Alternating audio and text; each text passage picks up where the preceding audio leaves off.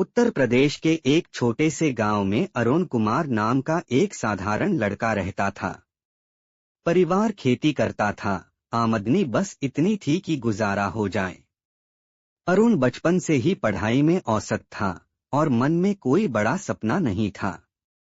गांव में माहौल भी ऐसा था कि लोग किस्मत को ही सब कुछ मानते थे, जो भाग्य में लिखा है वही मिलेगा। अरुण भी यही सोचकर जीवन जी रहा था, लेकिन उसके अंदर कहीं न कहीं एक बेचैनी थी। क्या सच में सब कुछ किस्मत तय करती है?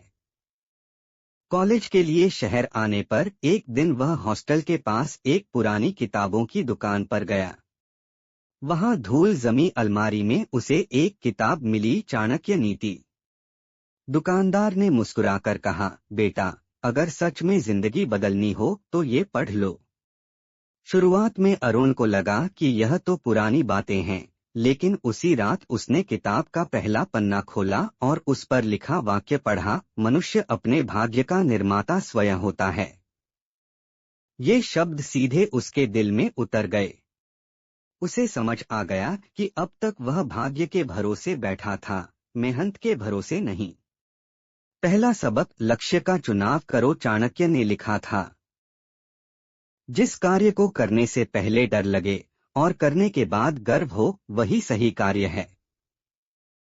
अरुण ने सोचा, मुझे किस काम से डर लगता है? उसका जवाब था, यूपीएससी की परीक्षा।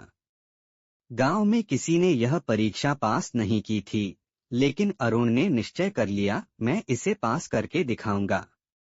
दूसरा सबक, अनुशासन सबसे बड़ा हथियार है। किताब में पढ़ा, अनुशासन ही सफलता की पहली सीढ़ी है। अरुण ने अपनी दिनचर्या बदली।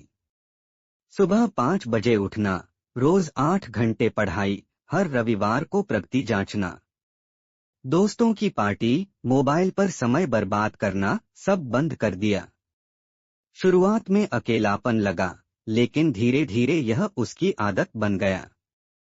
तीसरा सबक था, समय का मूल्य। चाणक्य ने कहा था, समय ही धन है, जो इसे गंवाता है वह सब गंवा देता है। पहले अरुण घंटों सोशल मीडिया में समय गंवाता था, अब उसने सिर्फ पढ़ाई से जुड़े ऐप्स रखे। उसने मिनट मिनट का हिसाब रखा, सुबह के 3 घंटे कठिन विषय, दोपहर में रिवीजन, शाम को मॉक टेस्ट। चौथा सबक, सही संगत का चुनाव करना। एक नीति में लिखा था, मूर्ख से मित्रता, पापी से प्रेम और कुटिल के साथ विश्वास, ये तीनों विनाश के कारण हैं। अरुण ने ऐसे दोस्तों से दूरी